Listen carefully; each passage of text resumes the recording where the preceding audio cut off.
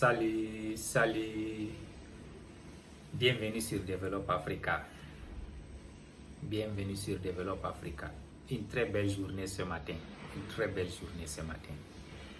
Je remercie à tous les téléspectateurs, tous les gens qui nous suivent de partout dans le monde. Develop Africa, c'est la chaîne des investisseurs, la chaîne des entrepreneurs, la chaîne des leaders, la chaîne qui est dédiée au développement de l'Afrique. Ensemble, nous développons l'Afrique. Il y a un adage qui dit toujours, si tu veux aller loin, il faut aller ensemble. Mais si tu veux aller vite, il faut aller seul. Nous, on est décidé à aller loin. Ensemble, nous développerons l'Afrique. Je demande à tous les téléspectateurs de souscrire et de liker nos vidéos. Chaque fois, on va recevoir de nouvelles vidéos. Merci beaucoup. Aujourd'hui, on va parler de l'argent. Comment gagner de l'argent?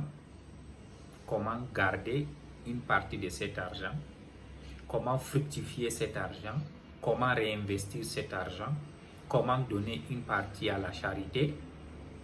Comment essayer de réinvestir encore pour construire un empire? Après toi, qu'on se retrouve à un empire. Avant qu'on commence la vidéo, je vais vous donner un exemple, une explication que vous allez comprendre. On se demande qu'est-ce qui est l'argent. Ici sur l'écran, on a un billet de 100 000 milliards de dollars zimbabwéens. Ça, c'est le dollar de Zimbabwe, 100 000 milliards. Après, on a un billet de 100 dollars américains. Après, on a un billet de 50 livres sterling. Les livres sterling, c'est l'argent de l'Angleterre, ce qu'on appelle British Pound.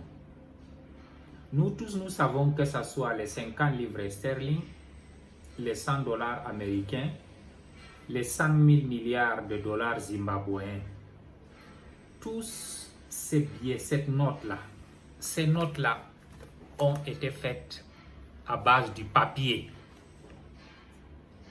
Ils ont coupé l'arbre, ils ont transformé l'arbre, ils l'ont rendu un papier, ils ont amené ça à l'usine, et après amené à l'usine, ils ont imprimé cet argent. Mais demandons-nous une question. Comment se fait-il que un billet a 100 000 milliards de dollars, un autre billet n'a que 100 et l'autre billet a 50? Par contre, le billet de 100 000 milliards ne vaut absolument rien. Ça ne vaut même pas la valeur de ces 100 dollars-là. Et ça ne vaut pas la valeur de 50 livres sterling.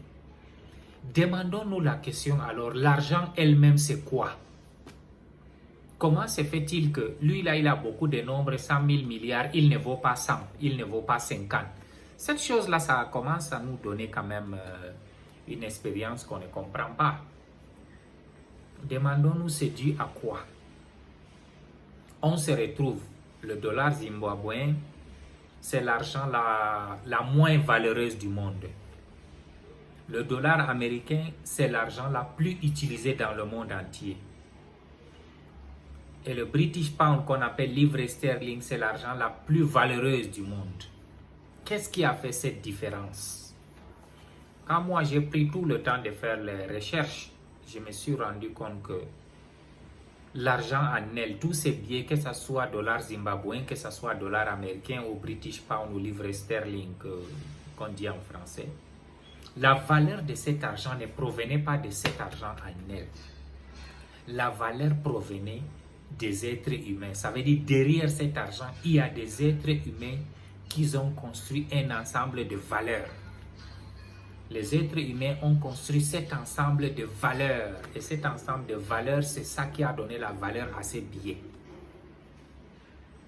Maintenant, demandons-nous comment ces gens sont arrivés à construire cette valeur.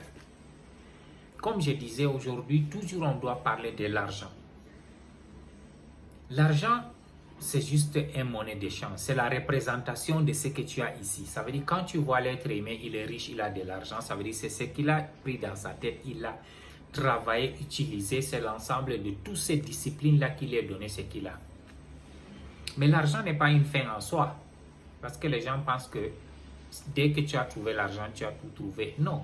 il y a beaucoup de choses. L'argent vient 5% de la vie et 95%, il y a l'ensemble des choses qui se complètent, que l'argent n'est qu'un véhicule qui va t'amener là où tu veux aller. Il y a un adage américain qui dit money take only an emergency to make it affordable, to make it inconvenience. L'argent enlève les urgences pour les mettre dans les convéniences. Quand quelque chose est normal, ça t'enlève les urgences pour rendre ça normal. Et quand c'est normal, ça va te donner l'aspect d'aller travailler ailleurs. L'argent te donne l'habilité. Comment? Ça te donne la liberté de s'occuper des choses que tu aimes, de faire quelque chose de plus grand que toi. Aujourd'hui, on s'est rendu compte que les gens qui travaillent, les salariés, que ce soit des fonctionnaires, les gens des sociétés, c'est des gens qui se retrouvent à la fin de leur carrière, ils sont pauvres. Et ils parviennent tout le temps à accuser le gouvernement, les sociétés qu'ils sont mal payés, à accuser leur entourage. Ils ne savent pas que l'argent en elle, c'est savoir gérer. Si tu ne connais pas gérer 100 $, qui est 50 000, tu ne pourras pas gérer 100 millions de dollars. Si tu n'as pas le cœur de donner la charité ou le zakat que les gens disent, 10 $, quand tu as 50 $, c'est que tu ne pourras pas donner 10 millions de dollars quand tu as 1 milliard de dollars. On s'est rendu compte que tous les gens qui travaillent par mois sont les pauvres parce qu'ils vivent au-delà de leurs moyens. C'est toujours ça nous renvoie à ma dernière vidéo que j'ai fait, que les gens sont pauvres. Quand tu travailles, quelles que soient les conditions, quel que soit ton salaire, tu es obligé d'épargner minimum 10%. Si tu fais faire plus que 15, 20, 25%, c'est mieux. Mais quand tu épargnes minimum de 10%, à un certain niveau, tu vas avoir une certaine réserve que tu pourras l'investir pour avoir une deuxième source de revenus. C'est ça les riches, ils font. Mais chez nous, les gens, ils travaillent à la fin du mois. Moi, je connais les gens le 25 du mois. Ils n'ont même pas 5 francs d'autres salariés. Il est obligé de prêter même l'argent pour prendre le taxi, aller à la banque pour prendre son argent. C'est quel genre de vie qu'on vit en Afrique? Et on dit on veut laisser une légende. Pour laisser une légende, on est obligé de se sacrifier. Et c'est les sacrifices qui font à ce que l'être humain réfléchisse, l'être humain devient riche, il laisse la légende. Il faut voir tous les gens qui sont riches. C'est les gens qui ont travaillé dur dans leur vie, ils ont su économiser. Après en avoir économisé les 10%, tu peux investir ça quelque part. Si ça te donne, ça commence à donner. En plus, tu es en train de travailler encore, tu économises 10%. Il y a l'autre que tu as mis, il y a encore d'autres économies, tu es autre. À un certain niveau, tu te retrouves, tu as 4, 5, 6 sources de revenus qui te donnent beaucoup d'argent. Maintenant, quand ça te donne beaucoup d'argent, c'est là où tu le réinvestis. La richesse, ce n'est pas la magie. Chez nous, les gens se fatiguent pour dire qu'il faut aller pratiquer pour gagner de l'argent. C'est faux, c'est le mensonge.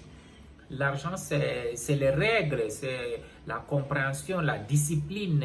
Il faut retarder ta joie, il faut retarder tes besoins. Il y a des besoins que tu n'as pas. Il faut diminuer tes dépenses. Il faut savoir comment dépenser de l'argent. Il faut savoir économiser. Il faut savoir vivre petit, vivre moins que ce qu'on gagne pour vivre mieux. Il y a des gens qui travaillent à la fin du mois, ils se retrouvent, ils n'ont même pas 5 francs. La fin du mois, il va payer les crédits, ils repartent encore pour aller prendre un cercle.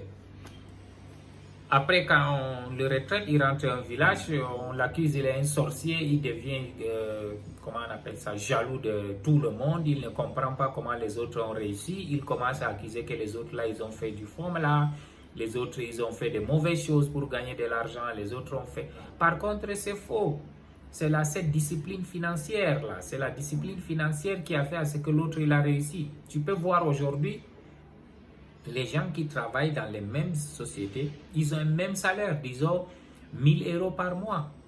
L'autre parvient à économiser 300 € chaque mois, l'autre ne parvient même pas à économiser 10 € à la fin. Après 1 an, 2 ans, l'autre commence à ouvrir un business. Lui là, il n'a même pas, il est obligé d'aller encore prêter l'argent chez lui. Lui, avec ses 300 €, après 2 ans, 3 ans, il se retrouve qu'il a presque 10 000, il ouvre un petit magasin. Et le magasin est en train d'avancer. Maintenant, il continue de travailler un certain temps, 5 ans, 10 ans, il laisse le travail. Il a au moins 3, 4 magasins qui sont en train d'avancer. Maintenant, les autres lui pensent que lui, il a pratiqué quelque chose. Non, sa richesse là, c'est pas pour rien. Hein. Nous, on travaille, on a les mêmes salaires. c'est ta pauvreté-là qui n'est pas pour rien parce que toi, tu ne connais pas gérer l'argent. Tu as l'esprit des pauvres. Tu veux gâter l'argent. Tu aimes les choses chères. Lui, il n'a pas fait ça. Il s'est sacrifié. Donc maintenant, quand tu gagnes cet argent, il faut aussi penser. Il faut donner aux gens démunis, aux gens pauvres. Il faut les aider. Il faut les encourager. Il faut les éduquer. Parce qu'on dit, quand tu es déjà beaucoup donné, il espère aussi de toi que tu dois aussi beaucoup donner à son peuple. Si tu as déjà fait que tu as compris la règle du jeu, tu as compris comment gagner de l'argent, maintenant tu es obligé de donner cet argent, éduquer aussi les gens comment gagner pour construire aujourd'hui un monde meilleur. On est obligé de travailler ensemble, de s'entraider. Il y a une histoire du Babylone que vous connaissez, l'homme le plus riche du Babylone. L'homme le plus riche du Babylone, il s'est rendu compte que pour ajouter sa richesse, il est obligé de former beaucoup de gens pour devenir riche. Si tu arrives dans une communauté qui a beaucoup de riches, tu vas voir qu'il y a beaucoup de bonheur, beaucoup d'investissements, beaucoup de centres d'éducation, beaucoup de tout, même le transport. Parce que quand les gens ils sont riches, ils ont tendance toujours à prendre cet argent et réinvestir. Travaillons ensemble pour s'entraider à devenir riches. Je vais commencer à faire des masterclass, comment gagner de l'argent, comment économiser cet argent, comment investir cet argent, comment donner à la charité, comment réinvestir, comment éduquer les gens, comment investir sur les êtres humains. Il faut travailler, investir, parce que tout ce qu'on fait aujourd'hui, sur cette terre-là, si on veut dire que tu es riche, c'est les gens qui disent. Si on veut dire que tu es puissant, c'est devant les gens. Quand tu es déjà... Tout ce que tu fais dans cette vie-là, l'être humain va valoriser l'être humain. C'est pour l'être humain, tu ne fais pas ça à cause des animaux. Donc ça veut dire que tout ce qu'on fait aujourd'hui, là, c'est l'être humain qui dit ce qu'on est, qui valorise. Si on cherche alors cette valeur chez l'être humain, pourquoi ne pas travailler trop dur pour travailler cet argent? Je demande à tous les amis, à tout le monde de souscrire à mes vidéos. Chaque fois on a des vidéos quotidiennes. On fait des vidéos éducatives sur l'investissement, sur l'entrepreneuriat, sur le leadership. Notre but est de développer l'Afrique. On va commencer des masterclass bientôt. Je demande à tout le monde de souscrire. J'encourage tout le monde aussi d'être un investisseur, un entrepreneur et un leader. Ces trois choses nous permettent de développer l'Afrique. Je demande à nos amis de la diaspora de prendre conscience, de travailler dur, d'économiser de l'argent, de créer des business pour revenir aider l'Afrique. Sans investissement, l'Afrique ne peut pas s'en sortir. Aujourd'hui, on a la chance d'aller chez les autres, travailler et gagner de l'argent. Faisons à ce que cet argent revienne nous aider au niveau de l'Afrique, de conduire des grosses voitures, de dormir, acheter des choses qui sont difficiles, qui sont chères pour rien. Cet argent va aider nos peuples. Travaillons dur pour aider nos peuples. Je vous remercie. Merci beaucoup.